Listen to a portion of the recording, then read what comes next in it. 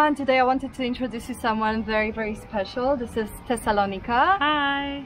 And she's amazing because of many reasons, but one of the reasons why we met here today is that Tessalonika opened a school for kids around your village and around this area. And tell us more about your school. Hello everyone. My non-formal school called Kampung English, which means English village. In this project, we are aiming to create a better future through sustainability and preserving Balinese culture through English. This project has started since 2016 when I was in grade 11. Just use my house terrace as a place for the children to learn. And did you start it by yourself only? I started with my dad. Oh, yeah. Okay. So I was discussing with my dad and I was telling him, well, I really want to build a space for the children to learn, like a platform for the children, for the Balinese children especially who are underprivileged. And my dad told me just do whatever you can and start something, start somewhere where you can do, you know. The most thing that I can do is by providing my house terrace as a place for learning. Yeah. So I started with two Balinese kids. I remember in September 2016 I started with them the first time. They were just these kids who are playing around my neighborhood. They loved class that I gave them, and they were learning about English through songs and Did you know books. any English before when you met them? Nothing. No, nothing. Okay. They were just clueless and like, wow, okay, English. Okay. And they told me that they hate it the first time. Really? Why is that? Because they think it's strange to learn English and what is this subject? Yeah, so how did you make them like so I just introduced them that English is fun and you don't have to think a lot about it. You know, just go with it. Just think about English is fun. English is like games, and I really want to let you know that I'm not using like textbooks. Okay. I don't really require the students to write or so no homeworks. No homeworks. like try to remember something or memory. No, I don't really want to put a pressure because I believe that education is supposed to be fun, encouraging, engaging with the children. So I just use like a hands-on learning method, which is like they can do arts, they can sing, they can dig soil to learn something, they can do gardening, dancing, whatever they like, you know. I love that. Because I really want them to understand that learning does not always happen at school in the classroom, but learning is everywhere they go. Oh, I agree. We learn the whole life, right? The whole life. When did you get the idea about opening the school? I mean, it's a big thing. Did you think about it when you were a small kid, or how did you come with the idea? So I came up with this idea to build this project is because I'm just letting you know that I'm not originally from Bali.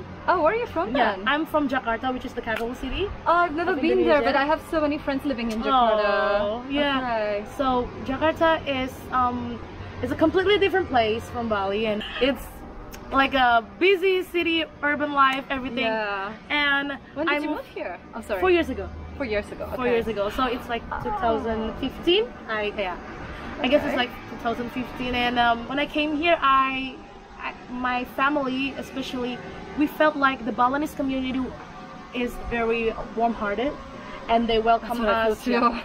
They welcome us, you know, very endearing, and they always provide their space for us, you know, to make things happen. To make things happen, and allow us, you know, to get to know them deeply. You know, they always open their heart, you know, to collaborate somehow. And I'm thinking about if the Balinese community gave this so much help and welcoming to our family, like what can we do for them, you know, to say thank you.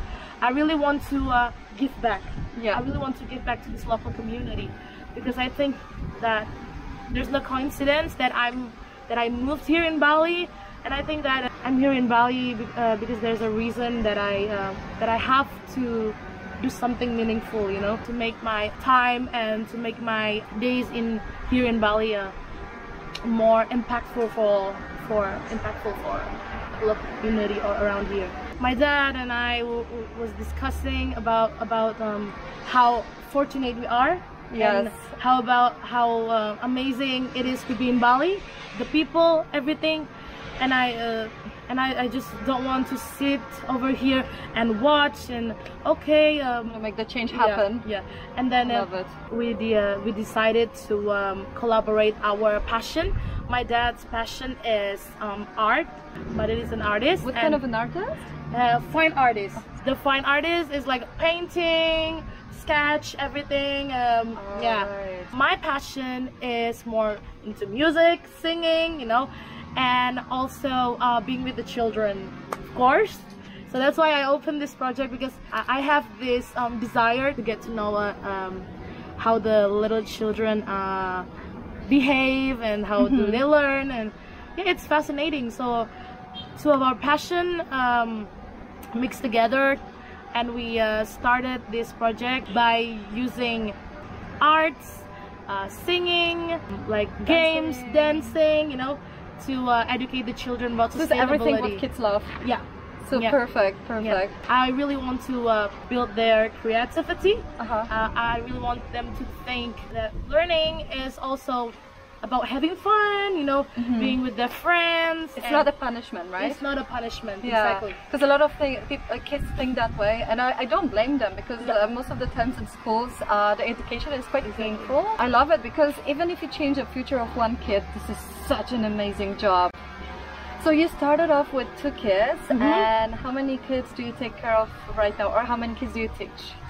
Okay, so I started in 2016 in September with 2 kids, I remember, and then we didn't really expect that much and about how many kids that we're gonna have, but I'm very grateful until now that I already educate around 95 kids in total. Wow! It's almost And 100. Is it just you and your dad? So right now Wow. it's me who's teaching, and my dad, and there's other volunteer. Her name is Ashley from New Zealand. So we try to collaborate as much as we can, you know, to give the unique experience and the learning experience and a sense of belonging for the children. Not only us, but there are people in the background which are our team. So this project is happening until now. It's not only because of my dad, me and Ashley, but there are people who are helping with the garden, people who are helping with this building. As you can see over here, we have one of our team member. He understands a lot about construction, everything, and that's where he... So it was built from the scratch? Yeah, from the scratch. Wow. From the beginning. Wow. We started to build this in January. This year? Yeah, this year. Wow, good job. It's a collaborative piece, and as I told you before, People just donate whatever they have. Some pieces of wood. So you can see here, the woods is having like different colors. Yeah. This is a pure donation. And okay, you can later paint that with the kids. Yeah. So they have fun and they can play with the colors, right? Yeah. Yep. I wish I knew. I would bring some stuff today. I'm gonna bring next time. For sure. And yeah, as you can see over here, we are very open to any support, to any creative ideas, to any help, everything. I mean, because I want this project to be something where people putting their ideas, their passion into something meaningful. I love that. Yeah, I love that. Like I mentioned earlier, I'm gonna talk with my friends because they're very interested about giving it back, because we as an expats living here, we feel like you mentioned, you were welcomed so nicely in Bali. So I have an amazing experience, so I want to give it back as well. So I'll talk with my friends and we will for sure come together and try to play with the kids. Please. Yeah, please. Maybe even like organize some fun workshop. Wow, 95 kids, this is amazing. Yeah. And how many kids are at school right now?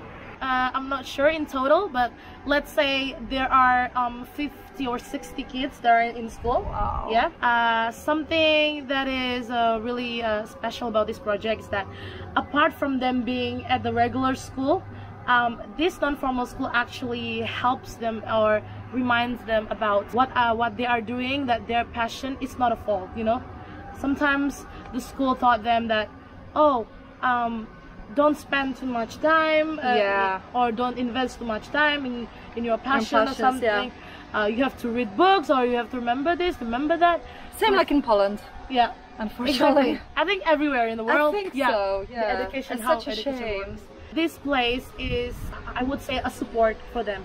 For Yes. the children who are already going to the regular school. It's like a support for them, that we want to say that you can do what you love, you know, and you are a special person. Even everyone at the school tell you, I don't like this word, stupid, you know, but no, you are worth it, you know. Of course. You are precious. Yes. And that's why we have this word saying in our project, that everyone is precious. Everyone is precious. I love that. And everyone have their own authenticity. Everyone have their own magic, their own talent, and Exactly. there's no way to compare them. No, just because you're worse in math Yeah. doesn't mean that you're worse as a human. Yeah. Exactly. And this is why I started this project, because I was experiencing bullying when I was in middle school.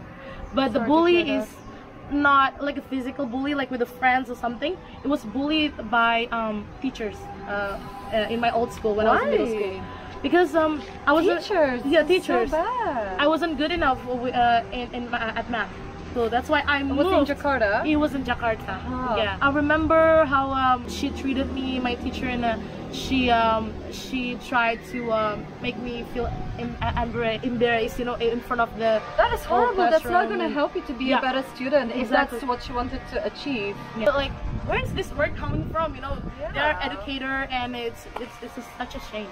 Nowadays, especially when you don't really have to be a perfect student with everything, there's so many things you can do. Like we spoke earlier, you can dance, you can sing, you can work online on the computer, you can do, oh my god, this is like, just our imagination is the limit. Yeah, yeah. There are endless possibilities for just one person. You know. Oh yeah. Maybe this one person not really good at math, but he can do like sports, everything, arts. Right. I'm hoping this project allows them to think that way, you know, to feel confident about themselves, that they can be more. Yeah, I They love can be that. more, and they should discover more. That Yeah, they should be curious, right? Yeah. About the Yeah. world, about everything that is around. Yeah, not just... yeah, like in a box. Yeah. I think the way buildings also at school, you know, the concrete building, classes, this math, art, blah blah blah. Yeah. It's like making like boxes and putting these children into boxes and Kind of separating us from the world as Yeah. well, right? Yeah. So all your classes, are they outdoor? As you can see, we are here. We don't have like a concrete class, or we're not gonna use this building as a classroom, but this will be used as a movie theater for the kids. So they can watch documentaries from around the world, something like that. And we're gonna put like the administration stuff inside for the project. And for the learning itself, for the classes, it's happening anywhere in this space. They can learn in the rice fields, they can learn with the cows, they can learn here just in the garden, dancing together, and they can learn through walking through the rice paddies. When I say class, means classroom in the classroom. Yeah. Not Class like a means- physical building, right? Class means like a session, like where we learn something in one day. Oh, there's a class. Yeah. And I just want to give that understanding to the children that learning can happen anywhere. Learning can happen anywhere. Yeah. No matter how small or how big is the learning in one day, but I'm sure they will take something. Well, when do you have classes here? Which day of the week? Right now we're having classes on Saturday, and also on the other village where I started in the beginning. The class usually runs on Sunday, which is today. At 10:30 in the morning. So I just missed it. Yeah, you just missed it. Okay. I'm gonna come next weekend. Yeah, you can, of course. And it's like in my house terrace, super relaxed and super chill with the children. I would say that apart them being my students, but it feels like they are my family too. now. That's why you said children. Yeah, children. It's like I my love children. It. Yeah. What's the age of the kids who come to your school? So the ages range is from 4-year-old until 12 years old. Oh, it's huge difference, right? Huge difference. 4 to 12. I also don't really try to judge the ability of every kid, because I think each of them are very unique. Like, I have this student, he is 4-year-old, and most of the kids told me, oh, maybe he doesn't understand English, he's still small, but just leave him. And even his parents are adopting about this little boy. And I told the parents, yeah, just let him sit over there and listen to me. Who knows if he can speak English? Yeah, kids learn so quickly. Exactly. And now he is in grade 1 already. And he can count 1 to 50 in English, and he can say ABC. He can do like conversation with me, like how are you? I'm fine, everything. And I love that. I feel very accomplished. It's like it's so valuable to see that happening. It's like worth more than money, you know. Yes, I totally like agree. Amazing to see the changes. And this little boy was very shy. When he was small, and oh, I don't want to do this, do that, but now he's taking initiatives in every class. Really? When I asked who wants to count from 1 to 30, and he's like, me. I love that. Me, you know? Yes, he's becoming more brave. I love that. Yeah. See, this is what every school should teach the kids. That you are worth a lot and you can accomplish a lot, but you have to put some work in it. Yeah, instead of saying like you're stupid, you're not going to accomplish anything. And sorry for the language, but like you said, that's what the words they're using. Unfortunately, I had some issue with my SD card,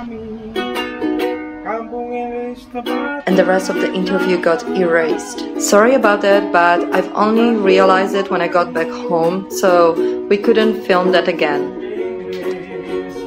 I'm so glad I could introduce you to Tessalonika, and the next weekend I'm going to her village, so I will show you the classes we were talking about.